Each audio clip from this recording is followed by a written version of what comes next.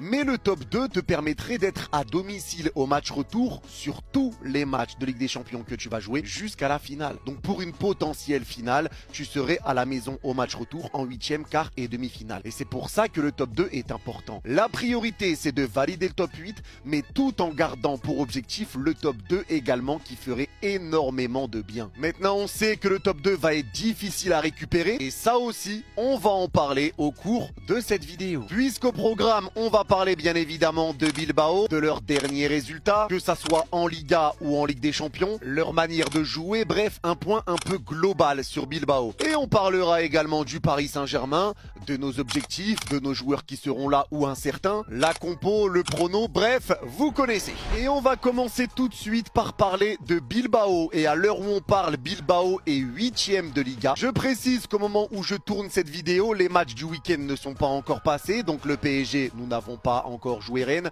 et Bilbao n'a pas encore joué l'Atlético Madrid. Force à vous, l'enchaînement Real, Atlético plus PSG, faudra se mouiller la nuque, surtout vu comme ça joue actuellement. Mais donc les matchs du week-end ne sont pas encore pris en compte. Mais à l'heure où je tourne cette vidéo, Bilbao est pour le moment 8e de Liga avec 6 victoires, 2 matchs nuls, 7 défaites, 14 buts marqués pour 20 buts encaissé. D'habitude, je le fais jamais aussitôt dans la vidéo, mais là, je pense qu'on peut le dire. C'est catastrophique! En termes de stats, déjà sur le classement en Liga, ce qui est assez parlant, c'est que Bilbao est à 17 points du FC Barcelone. 17 points au bout de 15 journées. C'est énorme là où Bilbao avait terminé 4e la saison dernière. Et même sur cette 4e place que tu as eue la saison dernière, tu es à 11 points de cette 4e place pour le moment. Sur ce classement, on voit aussi que Bilbao a mis 14 buts en 15 matchs, donc ils mettent moins d'un but par match, et ils en ont pris 20, donc ils encaissent plus d'un but par match. Et tu vois déjà à ce niveau-là que c'est compliqué cette saison pour Bilbao. Et en Ligue des Champions, là aussi, c'est catastrophique puisque Bilbao est 27e. Combien? 27e. D'une. 2-2, d'accord. Et 2-3, voilà. Alors, poète. Avec 4 points. 4 points, une victoire, un nul, 3 défaites pour Bilbao en 5 journées. 4 buts marqués pour 9 encaissés. Et là aussi, c'est le même constat qu'en Liga.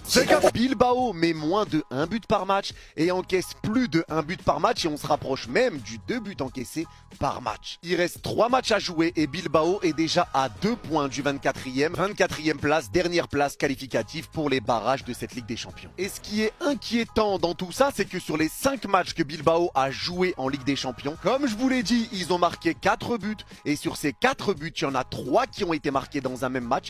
Et face à Karabag, leur seule victoire jusqu'à maintenant. Et si on reprend l'historique de leur match, alors là, accrochez-vous parce que vraiment ça va devenir atroce. Bilbao a commencé au mois de juillet avec un amical